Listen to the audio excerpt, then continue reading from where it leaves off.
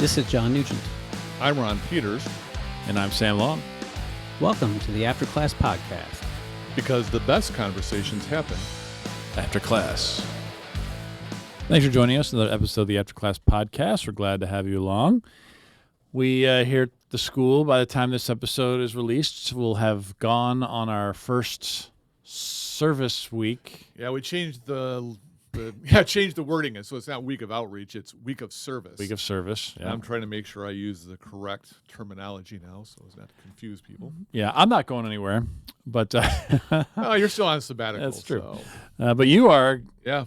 Tell us all about it. Yep. So before you've gone, Suzanne and I are leading another group of students to the island of Kauai. This will be our third time going there. We're going back to visit the same church. Last year we stayed at a church called Door of Faith, and got to know the people there really well, the pastor and his wife and a lot of the folks there. They also host students from YWAM, Youth with a Michigan. Michigan. With a Michigan. Youth with a Michigan.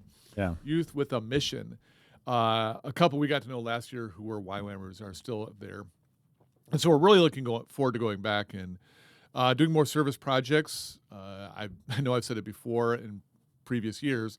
As soon as people hear you're going to Hawaii, they're like, oh, yeah, suffering for God in Hawaii. That sounds horrible.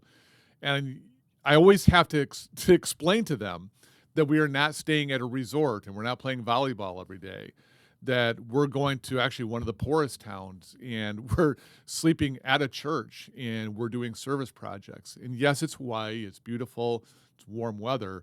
But we're not going there to lounge on the beach and drink Mai Tais all day. We're going there to actually serve. And we have great relationships with a lot of people there. And so we're looking forward to renewing those and seeing them. And by the time we probably record our next, well, maybe in a couple episodes, I'll be able to give a report as to how it went.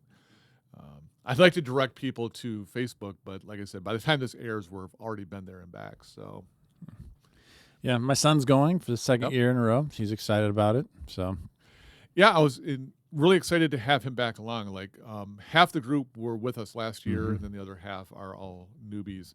But yeah, having Elijah along, I think it's going to be great. And he was really excited about it. Yep. So, and he's not only did he go with us last year, but your family had a trip to Hawaii, and I didn't know if he was like Hawaii'd out. This will be like his third Hawaii trip in 2 years. Yeah. Don't get me started on that. That's great. Yeah, he really knows how to serve. Yeah. I've taught him how to make scrambled eggs, so I told him he could help out making some breakfast here and there. Very good. Yeah, Suzanne will be the chief cook Of again, course. but anybody who wants to jump in and help out, she'll take it. So he can make us all scrambled eggs. Yeah. Good, we'll take it. So I'm not going anywhere. However, I realize I will have wrapped up my first graduate course like the week before then. So I have a feeling I'm going to be like relaxing for the first time in a long time. You know, this is our first year doing a graduate program, and we're learning just how much more work it is to teach a graduate level course than an undergrad course, but loving it. But it makes for very long weeks, week after week after week. So I'm going to recover that week, get some rest in, maybe some fun reading in, and enjoy that. But speaking of graduate program, I do want to give an update we didn't talk about, and that is we just got approved from the Higher Learning Commission to offer graduate certificates. And a graduate certificate is basically you would be taking courses within Great Lakes' Master of Arts in Practical Theology. You could take 4 courses that focus on Old Testament and get a graduate certificate in Old Testament studies.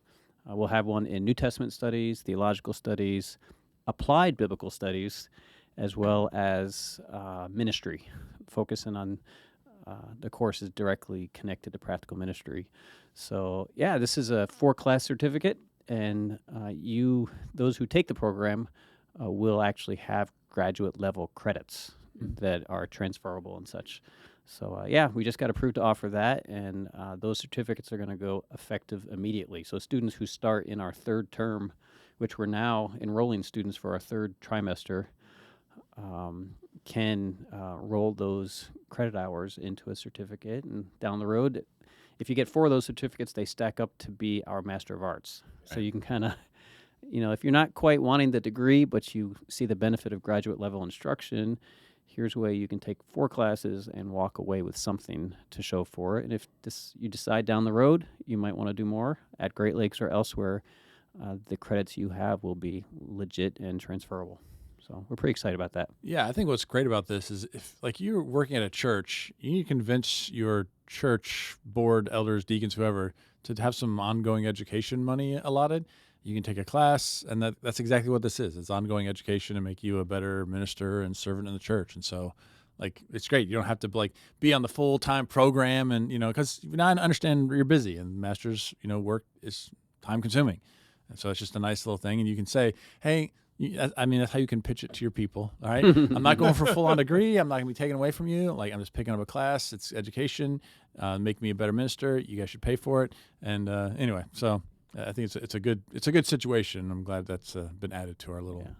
And an ideal way to do that for someone who doesn't want a degree is you can take one course in the first trimester, take a trimester off, Mm-hmm.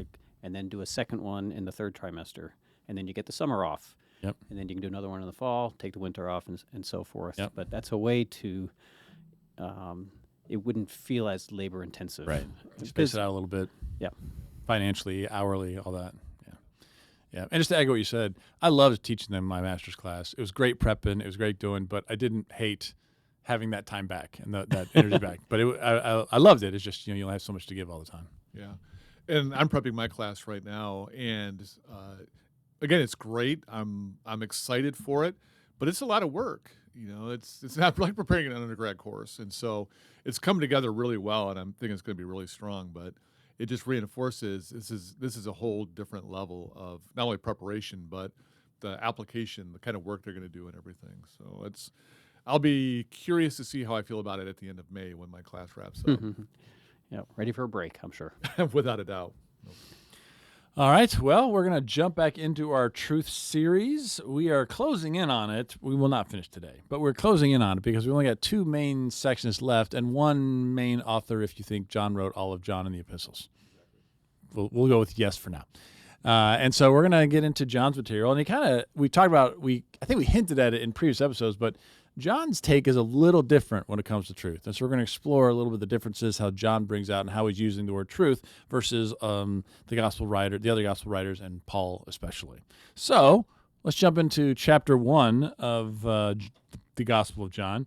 Of course, it starts out by laying out, Jesus as the Logos and going through. And then in verse 14, he says, "And the Word became flesh and lived among us, and we have seen his glory, the glory as of a father's only son, full of grace and truth."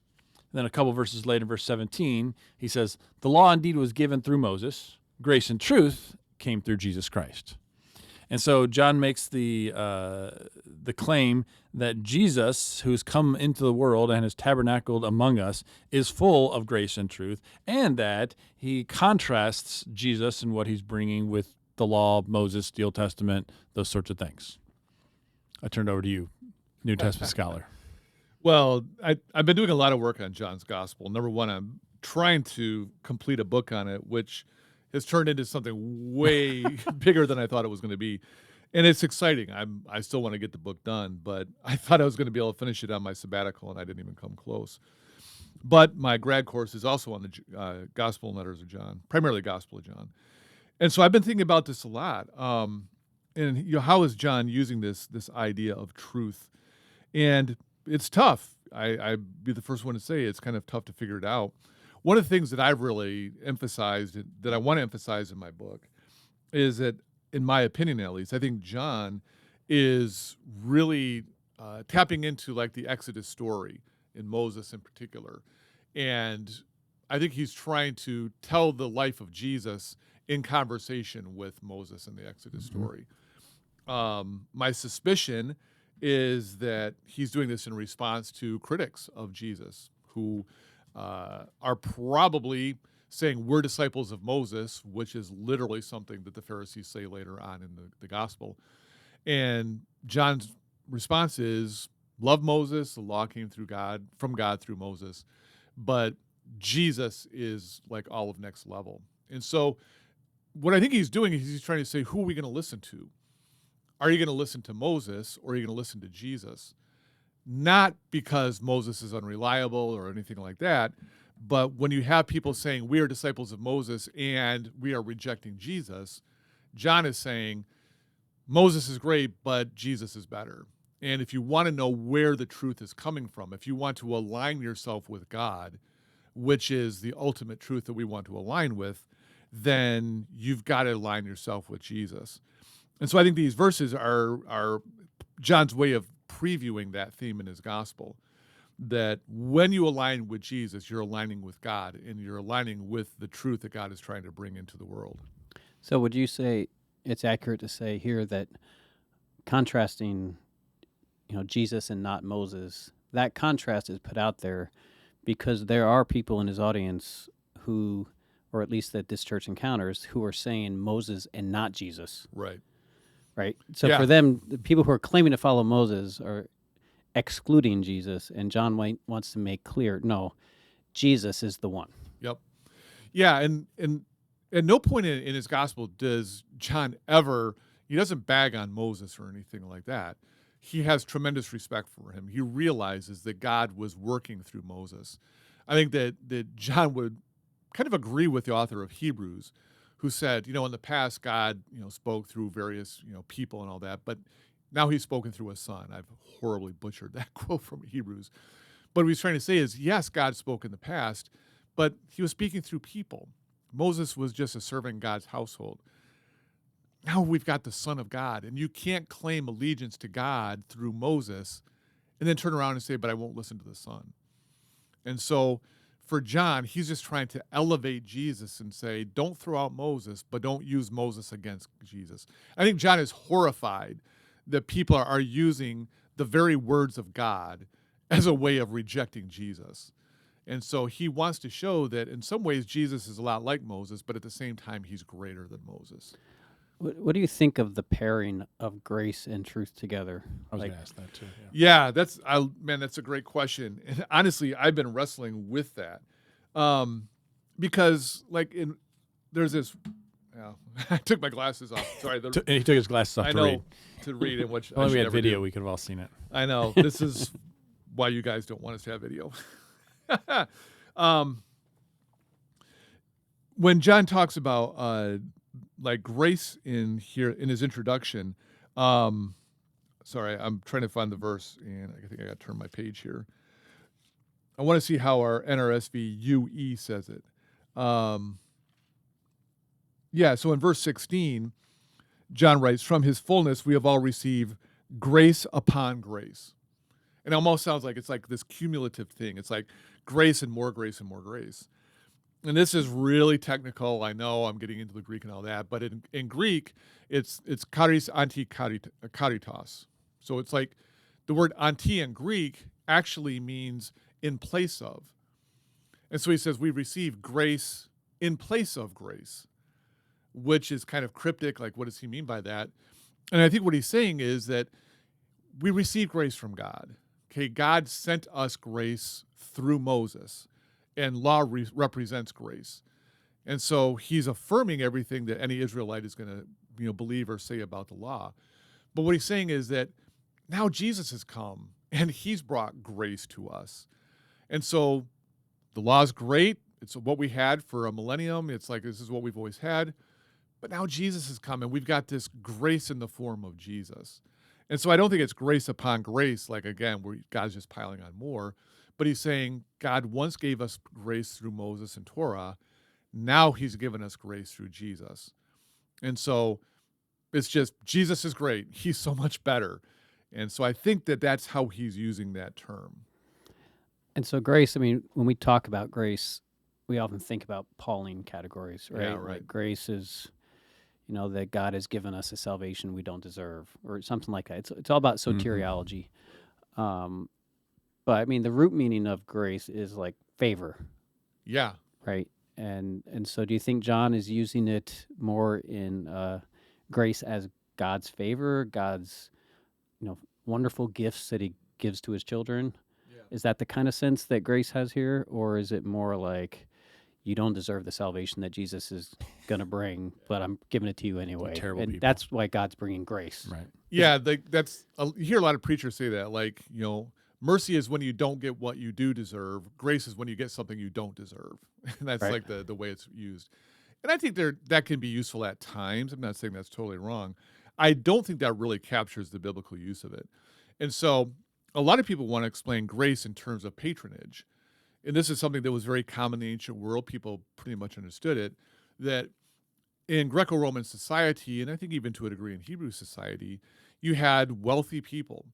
And one of the sort of cultural expectations is that the wealthy should use their wealth as a benefactor. And so when, say, somebody comes to a wealthy person and they're like, hey, I need assistance with whatever I'm doing, I got to rebuild my business or whatever. When that benefactor says, I will like give you money or whatever, that is grace. That's the favorable disposition of the benefactor towards the person asking for help. And so that would be the definition of charis or grace. And so you could take that to God and say, grace is God's favorable disposition, first and foremost, to Israel. Now, granted, you could say it's to all humanity, going back to God's words to Abraham, that God has a favorable disposition towards all humanity. And his plan has always been to bring that to humanity. But Israel has a special place in that. They get like this extra grace because God is going to use them as like his conduit or his agent to bring his benefactions to humanity. And so Israel is going to play this key role. I'm going to bless those who bless you, curse those who curse you, and all the nations of the earth will be blessed through you. And so Israel has been the recipient of God's favorable disposition. And Torah would be an example of God has taught us. He didn't teach the nations, he taught us how to live. And so that's just one key element of this favorable disposition God has towards them. But now that is expressed through Jesus. God didn't send a man, he didn't send prophets, he sent his son. And so the ultimate expression of God's favor. Arguably a man. Yes. Okay, I'm not saying it wasn't a man. Thank you, good point. Yeah. But not merely a man, but You just walked into heresy, my friend. I know. Full on. So 2 feet in. that just reminds me of this is just a funny story. In one of my classes, we were talking about when people would be stoned for heresy in ancient Israel, and it led to this conversation of so did people walk around with like big stones? Because you can't stone somebody with a stone that fits in your hand. You got to have kind of like this big stone. And so we were laughing about guys wearing backpacks with stones on their back, just in case you get called upon to stone somebody. And that led to like piles of stones strategically placed everywhere, just in case you have to stone somebody. So. Instead of like a take a penny, leave a penny. It's take a stone, leave a stone. There you go. Ancient Israel. Yeah. Yeah. We were roaring in class talking about the ridiculousn's of all that. But anyway, yeah. So let me bring us back to sanity. It sounds Please like do. what you two are saying, and correct me if I'm wrong, is it lines up with a little bit what we were talking about in previous episodes about this like truth 2.0 idea, where there was a truth laid out in Torah, but now through Jesus, it's been sort of revamped, updated, and so forth. And it sounds like you're saying that John is somewhat saying that. He's not throwing out Moses in the Old Testament, but he's saying the grace you received and the truth you received was for that time and place. And now with the arrival of Jesus, it's being updated or replaced with a new grace and a new truth. And that's what needs to be accepted, not just the old version. I think the way I would say it is that up until Jesus came, the only way you can really express your allegiance to God is through Torah, and rightfully so. And I think that Israel, for quite a few centuries, has been saying, we've just got to go all in on Torah. And we're doing it because we want to show God we've learned from our mistakes.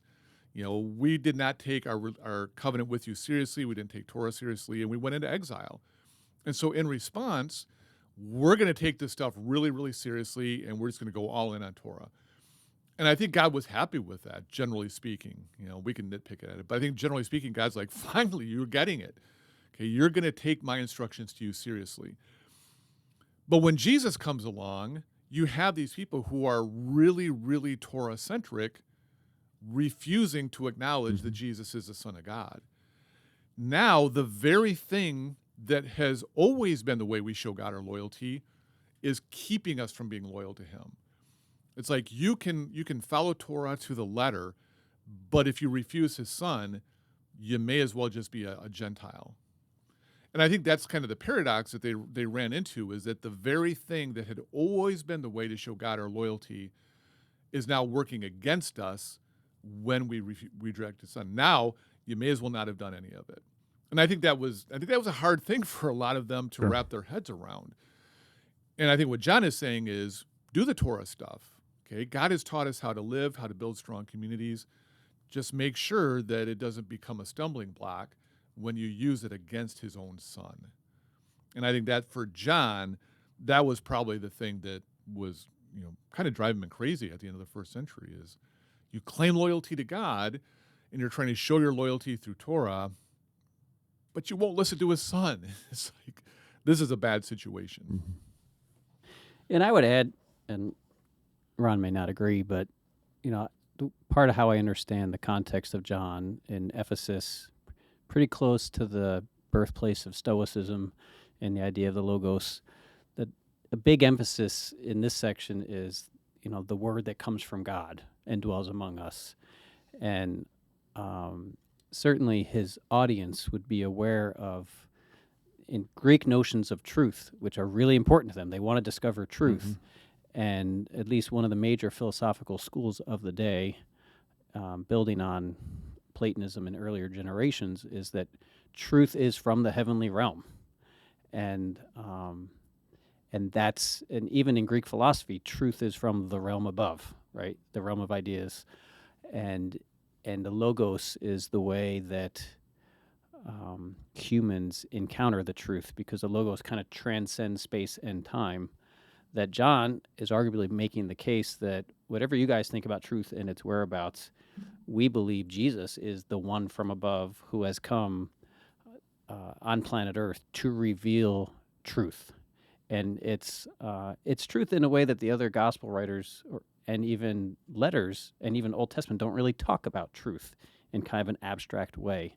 It's like the truth of God. It's something that's true and really happened versus didn't happen, and there's false testimony. I feel like John is a little more abstract, and I think he's speaking to a Greek audience that is seeking out truth and is predisposed, many of them, to think of truth as coming from the realm above. And so here he's framing Jesus as the one from above who is full of grace, which would be a very Jewish thing, right?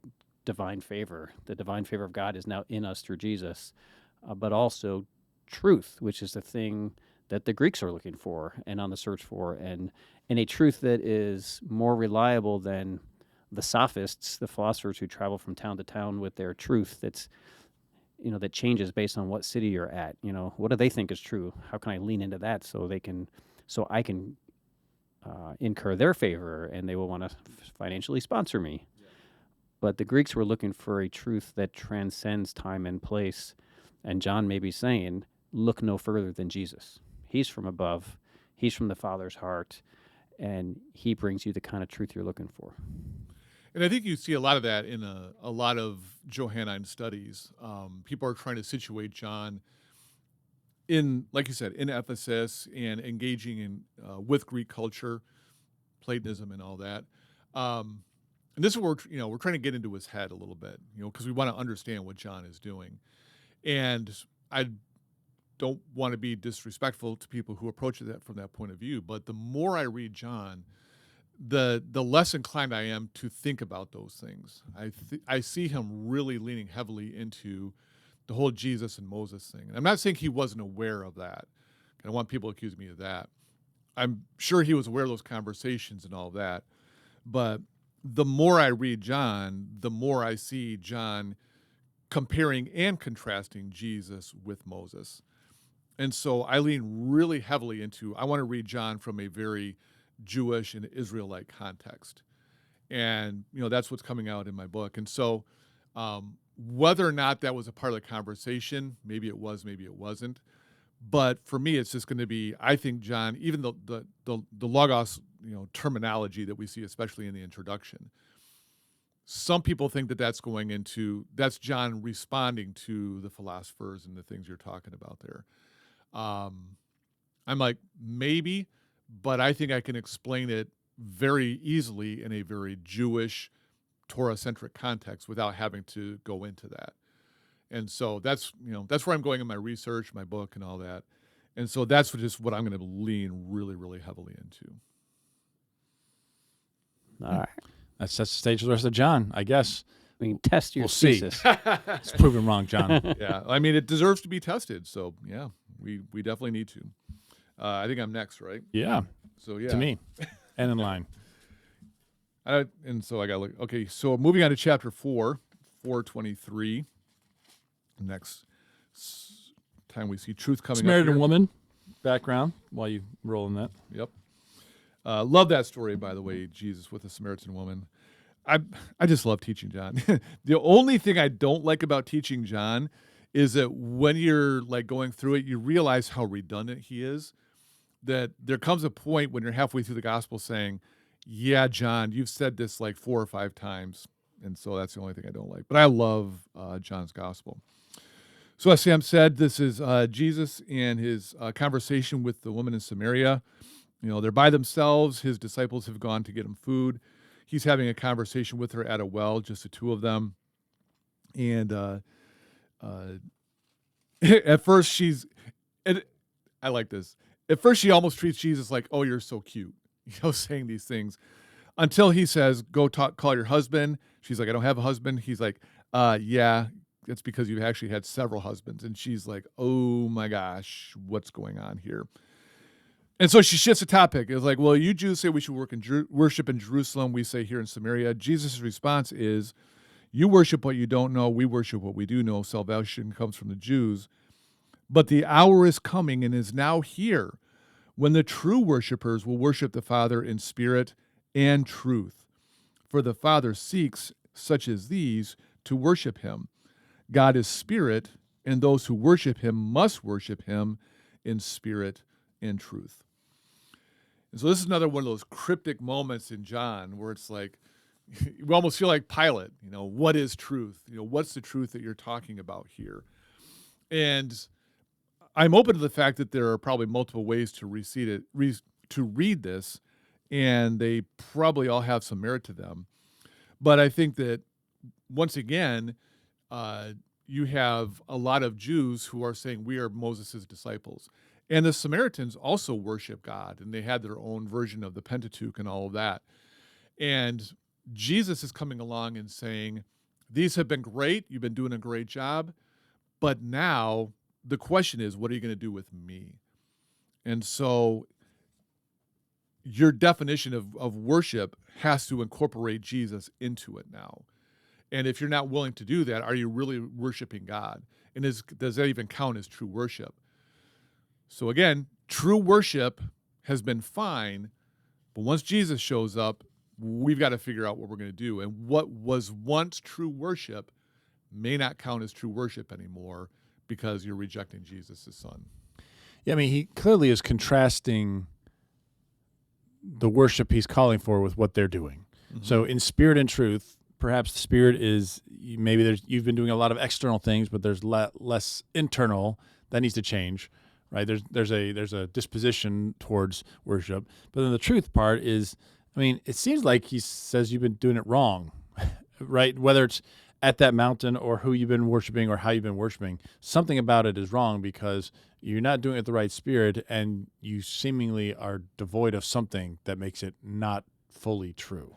It is interesting that he says to her, you worship what you don't know, but we Jews worship what we do know. And so he does seem to give priority to the Jewish view. And the Samaritans tried to build their own temple. The Maccabees went knock it down. It's like, could only have a temple in Jerusalem. There were a lot of debates about who had the right version of the Pentateuch and all that. Jesus says, actually, we had it right. So he's kind of being a good Jew there. But he says that's changing. And that's why I'm saying, up until Jesus is on the scene, worshiping the way the Israelites did is the way you should. But Jesus changes everything. And what used to be perfectly fine is not going to be fine anymore if you use it as a reason to exclude Jesus. Or you're even trying to please God and saying, we're going to do it the Torah way, and Jesus, we're not going to incorporate you. That was fine, but now it doesn't work anymore. And so you've got to rethink this whole structure. Yeah, and this is another passage for me that I think it's important. The context of this is, neither this mountain nor that mountain, but in spirit and in truth. And I think part of what's being conveyed here is that part of the difference of worship is it's not going to be limited to specific places. Oh, good point. And in Palestine, it's going far. And I think this does, again, answer some of the Greek questions about worship and about truth. That truth is not confined to this territory or that territory. There's a truth here that transcends. And so I think there's something about that Jesus as the time and place transcending truth that impacts their notions of worship. And to me, that's not in competition with Jesus as building on the foundation of Moses and completing it.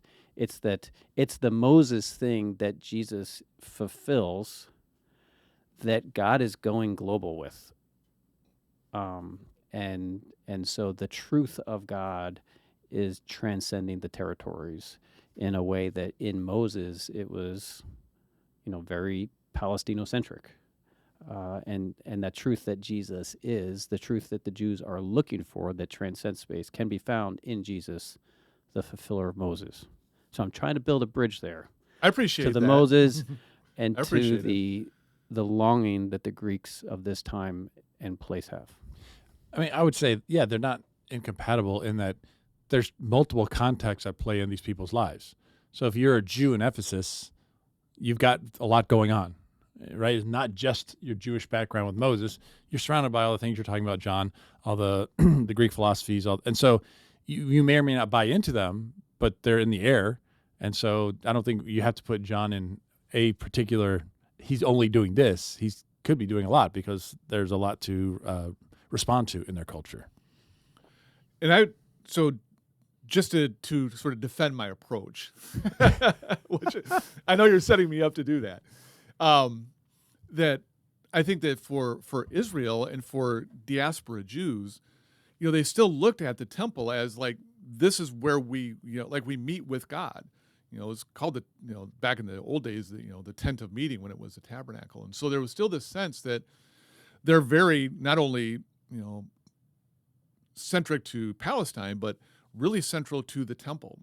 This is where God manifests his presence, and this is where we encounter God. And it's not that you can't pray in the diaspora or anything like that, but there's something about the temple, like this is where we encounter God. It makes me think of even Solomon's prayer of dedication. He's like, hey, if some foreigner comes here, God, and prays at your temple, listen to him.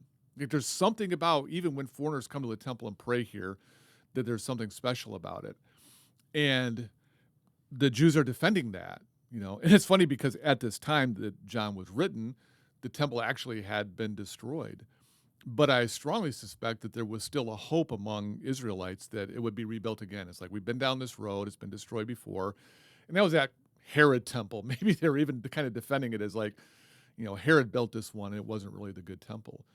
And so there's probably a few decades yet before they begin to realize, yeah, we might not get a new temple anymore.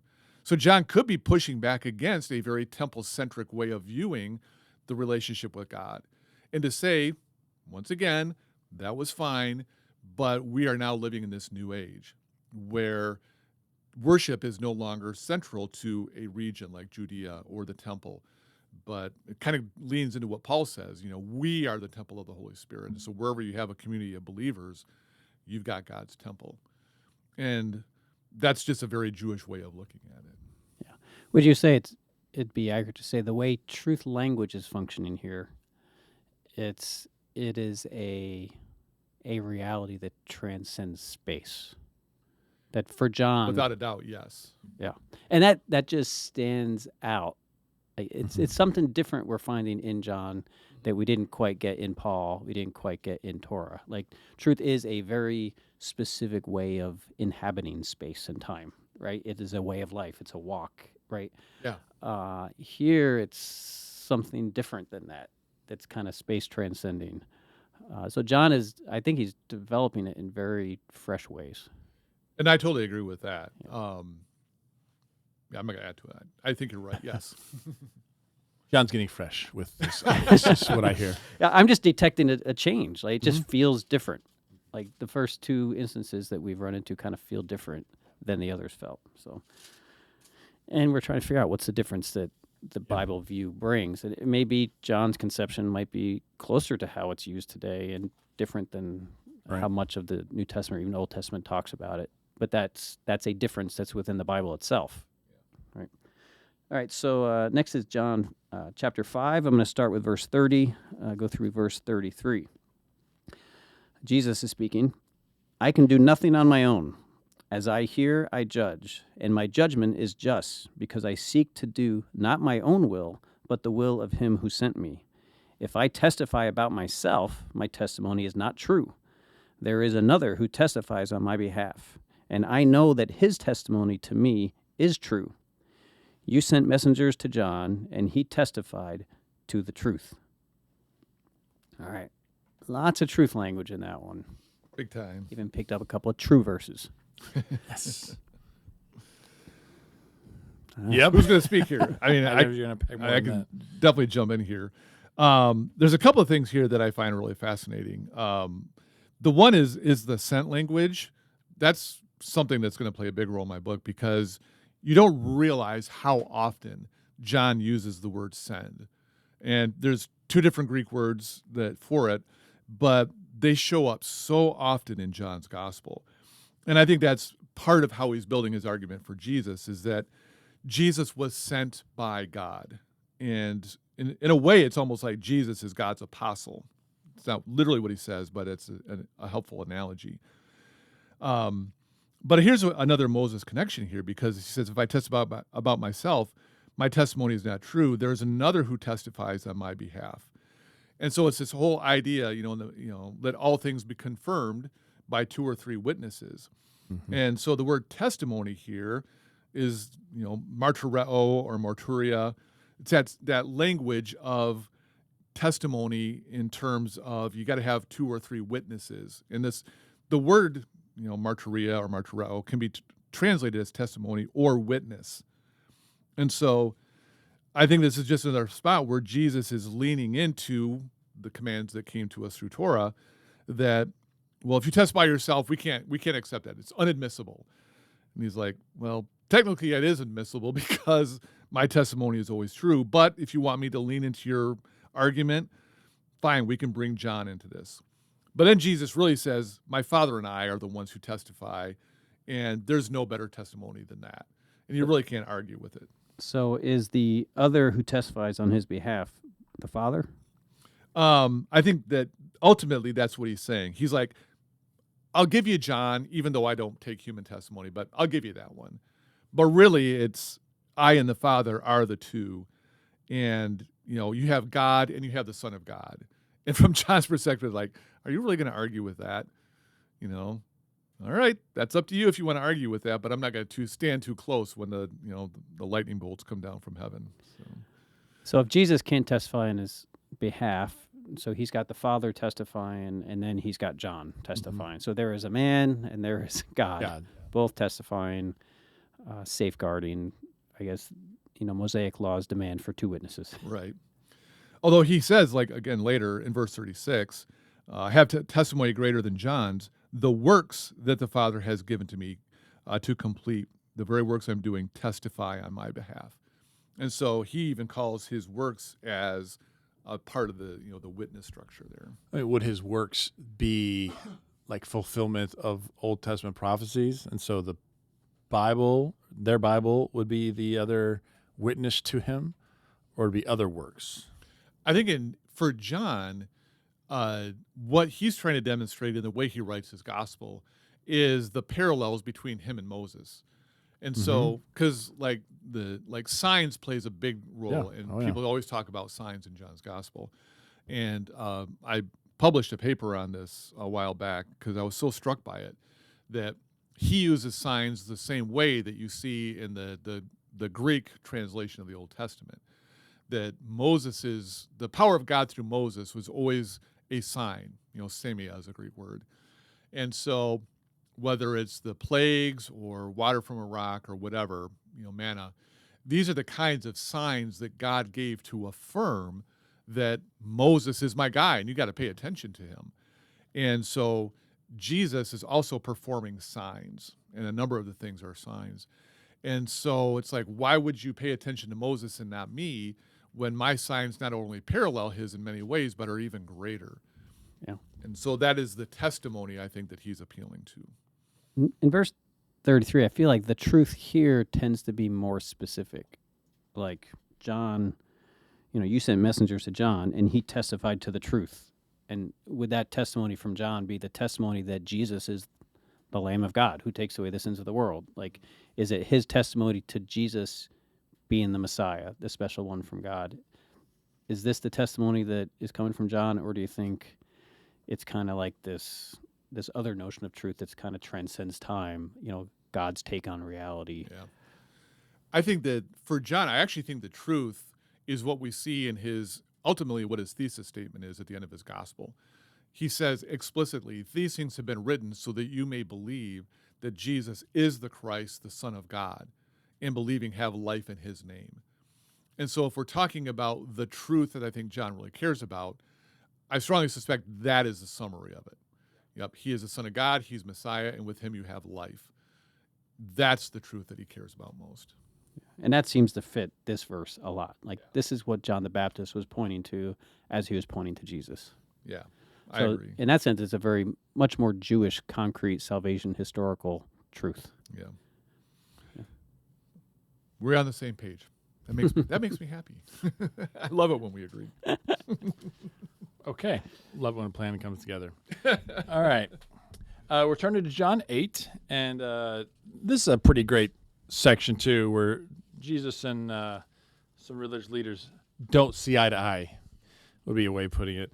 And Put it mildly. Yeah, it starts in chapter 8, verse 32. I'll throw on 31 for good measure.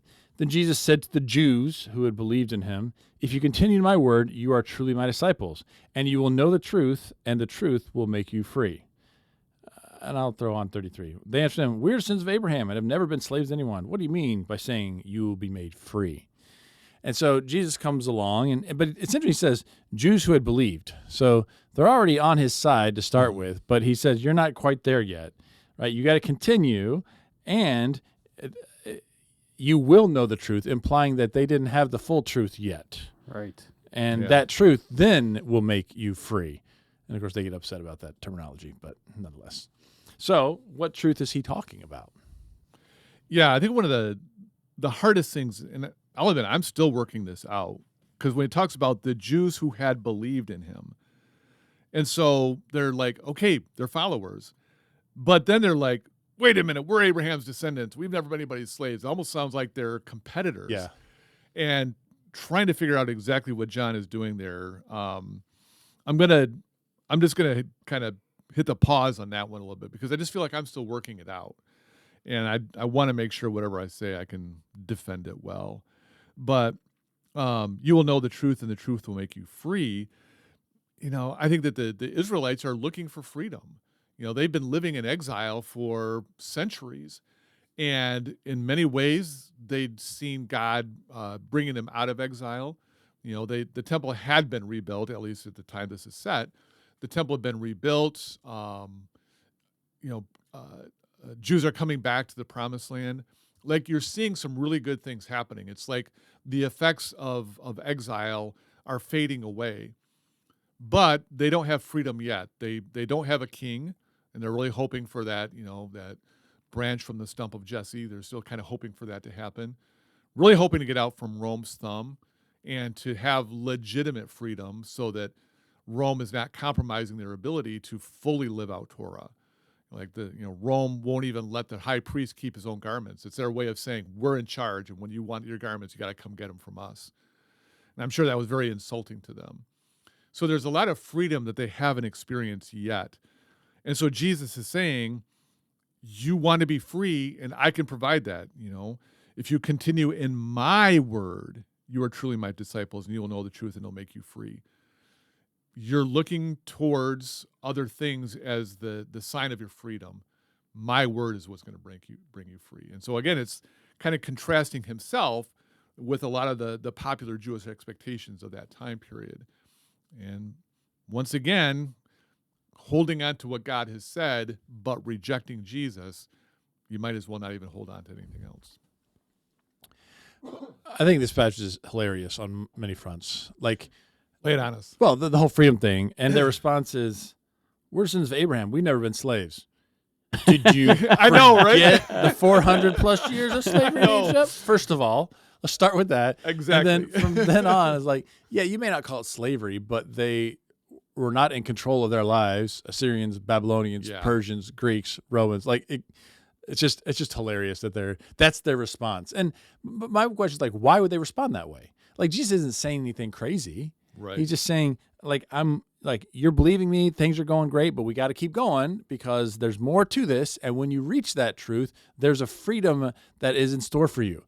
And instead of saying, that sounds great, they're like, how dare you? Like, it's a weird response to what Jesus is saying. I mean, 100% agree. Do you think the we have never been is modifying because we're descendants of Abraham, we've always been free? Or is it we are descendants of Abraham? And also, by the way, we, the people speaking to you, we're post the whole Egypt thing. We're post the whole exile thing. We're back in our land. We've never been enslaved to anyone. Who are you to think you can set us free? I think that's how we would read it. But I mean, reading the Old Testament, they always put themselves in the shoes of their ancestors. Right. Yeah. And they always include themselves as we were slaves in Egypt, though it's generations later. And so I don't know. It would be weird for them to say that, but they could be. Well, and I'm leaning in this direction. Like I said, this is a passage that I still want to do some work on. But I think it's what you said about, you can say we were slaves, whether it be to the Egyptians or the Syrians or Babylonians, but there's a sense in which it doesn't matter whose thumb we're under. We have freedom. Mm-hmm. A modicum, some level of freedom. Freedom by a certain definition.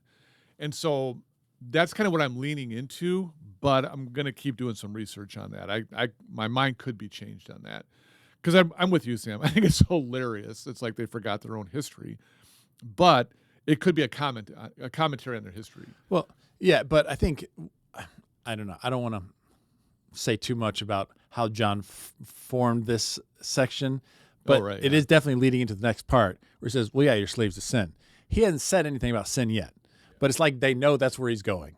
And like, no, we're not slaves. They're like, yeah, you are. You sin, you're a slave to sin. And so I think part of it may be John framing it a certain way to build up to that argument that Jesus is going to hit them with in the next verse, but nonetheless.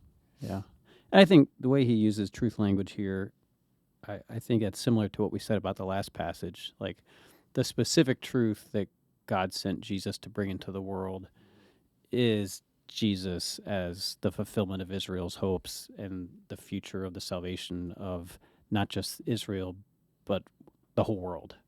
And so it seems like this is another one where truth is pretty specific to salvation history and the Jewish story in particular. Yeah. Mm-hmm. Yeah, I agree. We're over time. Are we? How about that? Yeah. We're going to call it. Yeah, we're going to have to call them. It's all over with the crime. All right, so we'll pick up on this next time, continuing in John chapter 8. Meantime, thank you so much for listening to this episode of the After Class podcast. After Class because the best conversations happen after class.